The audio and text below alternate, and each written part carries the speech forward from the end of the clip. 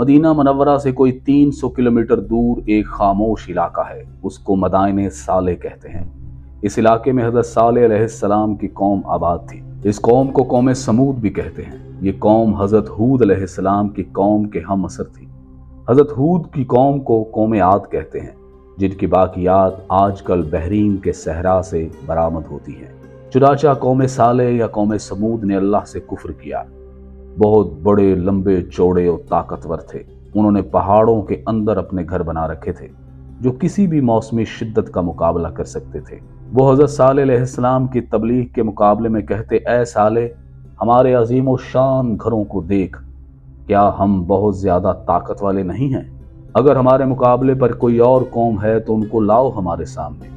لیکن جب انہوں نے اللہ کی نشانی ایک اونٹنی کو مار ڈالا، اونٹنی کے قتل کے بعد جب حضرت صالح نے عذاب کا اعلان کیا تو کدار بن سالف، جس نے اونٹنی کو قتل کیا تھا، اس نے 8 اوباش اپنے ساتھ لیے اور عذاب سے پہلے رات کو حضرت صالح علیہ السلام اور آپ کے گھر والوں کو قتل کرنے کی سازش کی، مگر اللہ تعالیٰ نے اپنے پیغمبر کی حفاظت فرمائی اور بڑے عذاب سے پہلے ہی رات کو کدار بن سالف اور اس کی پارٹی کو پتھر برسا کر ختم کر دیا۔ اس کی تفسیر سورہ نمل کے آخری رکوع میں ہے۔ حضرت صالح علیہ السلام نے اپنی قوم سے فرمایا کہ 3 دن اپنے گھروں میں فائدہ اٹھا لو، یہ اللہ کا وعدہ ہے اور جھوٹا نہیں ہے، یعنی 3 دن کا انہیں الٹیمیٹم دے دیا۔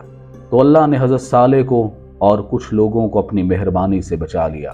اس قوم کو چنگھاڑ نے آ پکڑا، وہ اپنے گھروں میں اوندے پڑے رہ گئے۔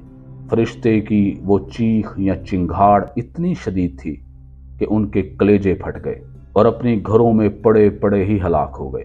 وہ جتنے بھی طاقتور تھے لیکن اللہ سے زیادہ زوراور نہیں تھے، وہ برتر اور اعلیٰ ہے۔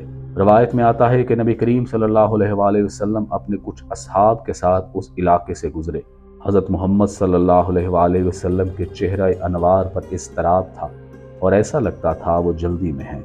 وہاں کے لوگوں نے ایک کنویں کا پانی پیش کیا، لیکن رسول اللہ صلی اللہ علیہ وآلہ وسلم نے اپنے اصحاب کو منع فرما دیا اور جلد وہاں سے نکلنے کا حکم دیا۔ صحابہ نے اضطراب کی وجہ پوچھی تو رسول اللہ صلی اللہ علیہ وآلہ وسلم نے فرمایا، یہاں اللہ کا عذاب نازل ہو چکا ہے۔ یہ علاقہ حضرت صالح کی قوم کا ہے جس پر اللہ نے سخت عذاب نازل کیا۔ نبی کریم صلی اللہ علیہ وآلہ وسلم طبیعتاً معصوم ہیں، چنانچہ عذاب الہی کا سن کر عام شخص اندر سے دہل جاتا ہے، تو وہ تو اللہ کے رسول ہیں جن کو اللہ کی طاقت کا بخوبی علم ہے۔ بالکل ایسے ہی قوم لوط کے ساتھ ہوا۔ وہ لوگ ہم جنس پرستی جیسے مکروہ کام میں پڑ چکے تھے۔